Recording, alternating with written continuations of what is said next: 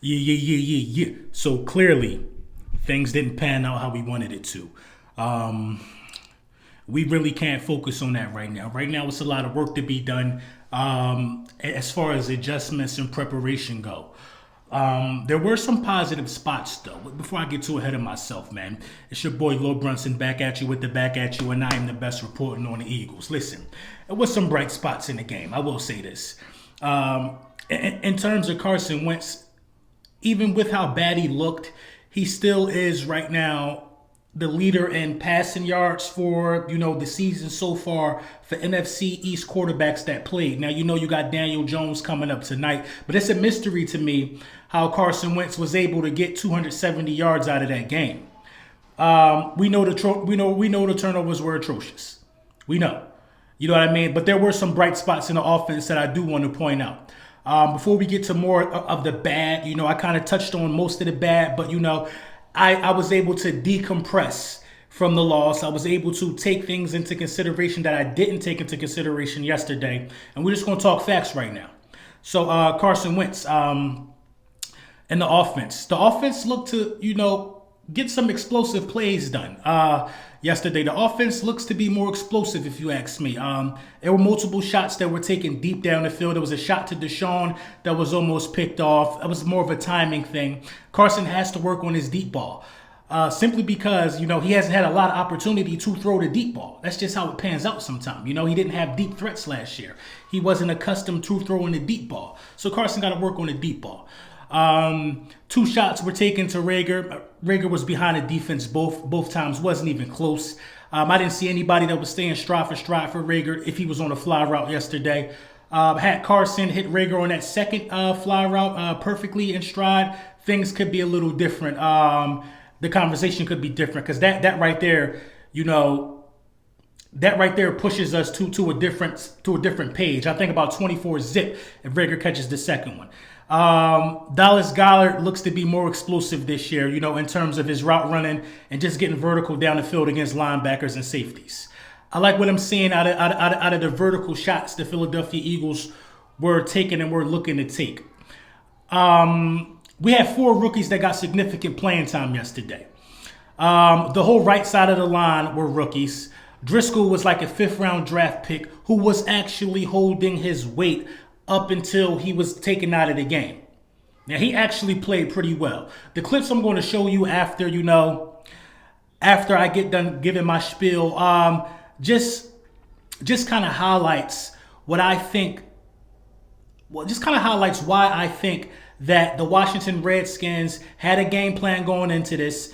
The Washington football team had a game plan going into this, and the Philadelphia Eagles also had a game plan going into this. The Philadelphia Eagles game plan was, in my opinion, in some way to give the illusion that we were going to try to roll out the pocket and create space, but we didn't do that. If you pay close attention early in that game, Washington kind of came with like a spread attack. They wanted to try to beat everybody one-on-one. We can handle everybody one-on-one. We have one of those offensive lines that get a good anchor, and we can handle one-on-one pressure, which is why in the first 4 drives, the Philadelphia Eagles averaged 50 yards a drive against the Washington football team. It was looking good. You know what I'm saying? And at that point, I believe that Doug decided to stay what was working instead of adjusting with the adjustments that the Washington football team made. Now, you see, the Washington football team, seeing that wasn't working for them, then they started getting more creative with the blitz packages. If you paid attention to the game yesterday, they were getting closer and closer and closer to disrupting Carson Wentz's flow. He was still completing passes, but they were a hair off from being able to get onto him until they finally got onto him and we didn't adjust. I think the rookies did a good job starting out on the offensive line when they were in. The rookie wide receivers started out the game scared to me, if you ask me. Jalen Reagor muffled the punt right off the break. Rookies, listen, you're going to go through these growing pains, man. These guys ain't going to come out and just be perfect off the break.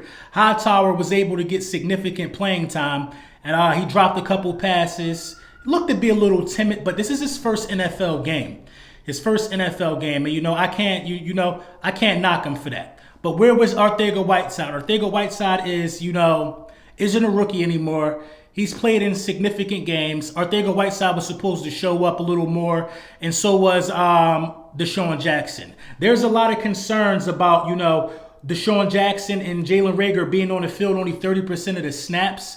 But this is the thing I really want to highlight this. Listen, Blake Jarwin tore an ACL due to non-contact. The running back Marlon Mack for the Indianapolis Colts, he tore an ACL. I don't know if it was non-contact or not, but regardless, it was an ACL injury. Leighton Vander Esch, collarbone fracture, I believe. There were some injuries in week 1. These injuries are due in large part to a lot of guys not being in football shape. So I think the Philadelphia Eagles were basically load managing their wide receivers, giving guys an opportunity, taking guys out, putting guys in, and giving guys a nice opportunity to eat. Now, the Philadelphia Eagles, in my opinion, should have stuck what was working. Now, listen, what was working, we all know. We ain't even got to sugarcoat this. What was working was the tight end game. The middle of the field was available for us all day. We should have ate that up and we should have did our thing. Now, this game, in my opinion, is more on Doug Peterson than it is Carson Wentz. Carson Wentz didn't look good. In the second half of that game, it's no secret there. We can't sugarcoat that. He didn't look good. But Doug Peterson didn't do a good job of adjusting and putting Carson Wentz in the best possible situation to keep the game moving forward. Sad to say this, but Riverboat Ron had a better game plan than Doug Peterson. From the beginning of this game, and you'll see this from the footage that we're going to look at in a minute, from the beginning of this game, they did not have Dwayne Haskins sitting in the pocket being the stationary passer. They didn't. From the beginning of this game, they know that one of our strengths is the front, is our defensive front. We know that about those guys. So why would we not have Carson Wentz, bootlegging out or running some misdirection to try to challenge the eye discipline of that defense? Why didn't we do that? We put Carson Wentz in a position to where we just dropped him back and let him survey the field and throw the ball. You still got to protect your franchise quarterback. You still got to put your franchise quarterback in a position to win. You know what I mean? You don't go out there and say, go make magic happen with two rookie wide receivers getting significant playing time, no preseason. You don't do that. You don't put your quarterback in a position to get sacked 8 times. You got to start making adjustments. After the 3rd sack, you have to make adjustments in the National Football League, or they're going to keep sinking their teeth in and coming after your quarterback. So I don't think Doug Peterson made any adjustments at all. I didn't see a bootleg. I didn't see a hard play action or a hard play fake roll to the other side. I didn't see any of that. Only thing that I saw that we tried to do was throw a couple screen passes, and they were on to that because everybody knows that that's what the Philadelphia Eagles are going to do because they don't have a power running game. I saw a lot of screens get batted down at the line of scrimmage. You know what I'm saying? And we got to be better, man, because the keys to victory is tomorrow, and we saw what Aaron Donald can do in terms of disrupting the rhythm of a quarterback. We saw it. You know what I'm saying? And the Philadelphia Eagles absolutely have some things to address. We have some players that we need back healthy, like Lane Johnson, Miles Sanders. We got a lot of stuff to look forward to. So I'm not going to sit here and make it seem like it's the end of the road for the Philadelphia Eagles at all. But, with the rest of the division probably going to lose because, the Giants are most likely going to lose to Pittsburgh, in my opinion. I think we're in good shape. You know what I'm saying? But we have a team coming to town next week that has Jalen Ramsey, who's going to take away who they think is the number one option for us. You know what I'm saying? We have a team coming to town with another good pass rush. We have to be able to adjust. We have to get to the drawing board because we got to come out of this thing 1-1. It's imperative. We don't want to go down 0-2 and then having to play the Bengals, who I believe won yesterday. We don't want to put that pressure on ourselves, now do we? But at the end of the day, the Philadelphia Eagles, they will figure it out. I'm very confident. I'm glad this has happened in the beginning of the season and not in the middle of the season. I'm glad, you know what I'm saying? Everybody that we needed to stay healthy is healthy. I don't think Graham has a concussion. I think Carson Wentz is healthy, and he recognizes that he has to do some things better as well. So, of course, this is how it always happens. Teams laugh at your team for losing, but then they lose a couple hours later. We're not going to sit here and worry about that. You know what I'm saying? We're going to worry about what we can control, and that's our next game. At the end of the day, man, real quick, merchandise is still free of shipping until Monday. Until today kickoff. You know what I mean? So you got a couple more hours to take advantage of the free shipping if you want to grab some of this LB merch. But I'm eager to see the adjustments, man. And without further ado, let's get into some of this tape from some of these plays that I thought were key that stood out to me, man. Let me know what you think in the comments. Yeah, so let's get into it real quick. So off the back, you see that the Philadelphia Eagles were getting great protection in the beginning of this game. We stayed in this setting the whole time.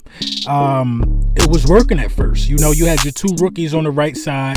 They were actually protecting to an optimum level. Look, again, nothing is looking different. You just see a bunch of guys one-on-one, grouping some guys that's getting probably some good penetration, and Carson Wentz is able to survey the field. It's working. The middle of the field is working. But look what Washington does. Ron Rivera automatically sees that we have a strong defensive front, so let's get our quarterback out of harm's way and get him to roll out. The Philadelphia Eagles did none of this at all. This is what you do when you have a offensive line, that's not doing what they're supposed to do. You know what I mean? This is what you do. Good stop right here by the Philadelphia Eagles. I didn't even want to have that footage in there, but anyway, look, quick throw out. You know what I mean? Nothing changed. No rollouts, no misdirection. Nothing changed. Sooner or later, they were going to catch on to this. Look, pocket. Look, you see, if the protection holds up, we're going to throw the ball. That was the game plan, and it just was sad. It was nothing that they did to try to throw the Washington football team off of their square. I mean, sooner or later, they will start sinking their teeth in if you do the same thing. Great explosiveness by Reagor. We know all that. But sooner or later, they will sink their teeth in. And the Philadelphia Eagles stayed the same. Again, look, we did nothing different to try to get this team off of their square, man. Look, in the pocket. You see they're getting closer now. Now they're getting closer.